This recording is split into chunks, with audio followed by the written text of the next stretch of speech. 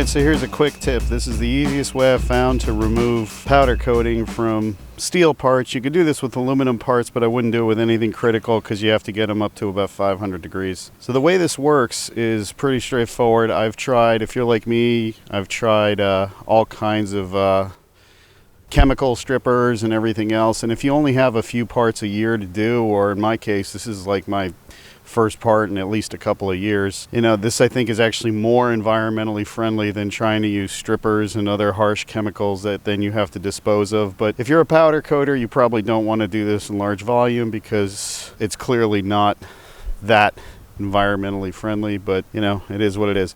So really all you need is a regular old propane torch, which most people have, and powder coating is just a plastic coating that sets at about 400 degrees. So it will start burning at about 500, maybe 550. So I'm just going to hit this thing. By the way, this is the crankshaft pulley for the car because, you know, I have to get the car mobile here for various reasons that'll become clear. And the only crank pulleys that I had handy were actually blower pulleys, which I do not need anymore with the electric Vortec. So let's give this a shot. I'll show you how this works. It is probably the easiest way I can think of to do this.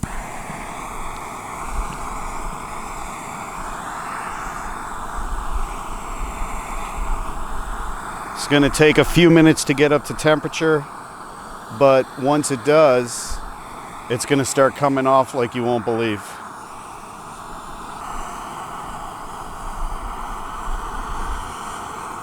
She's starting to smoke a bit.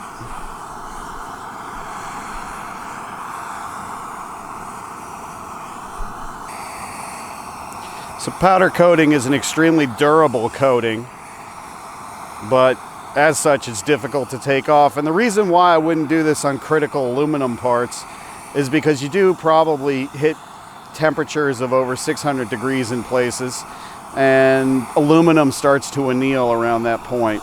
So you really don't want to anneal this. This obviously would have basically no effect on steel, which is what this pulley's made of. And the top of the powder coat's actually starting to bubble on the outside, which is a good sign. But it really doesn't take that long, and it's way easier than aircraft stripper or any of that other nasty stuff.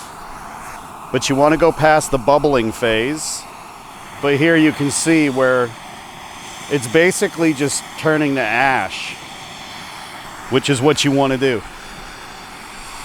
This is far easier than trying to wire wheel it off. You'll damage the steel at that point by the time you get it all off. Here it's literally just going to wipe off. It really doesn't put off that much smoke. It's a lot less than you would think. You know, only when you first start heating it up. And once you get it to that critical temperature, it's actually pretty easy. It goes pretty quick. So that's basically the gist of it. I'm going to shut off the camera and finish this up because it's a little difficult to do with one hand. But you get the idea. I will come back when we're done.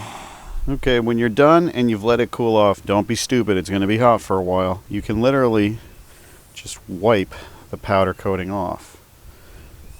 It just comes off nice and easy then. Look at that. It's like a miracle.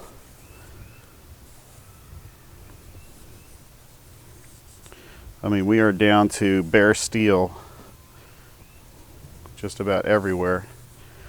Just that easy. You know, same thing on the inside. You just wipe it all down.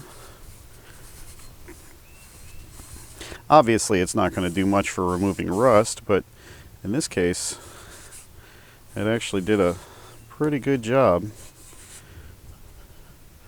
Yeah, there's a good amount of ash left over here. Let's get that out of the way. And so once it's all wiped down and cleaned off,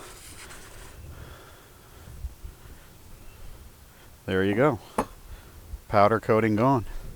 Just that simple. So now I'm going to probably wire wheel it where there's some, you can still see ash forming, where there's some bolt mangling. I'll take a little Roloc disc and flatten that out.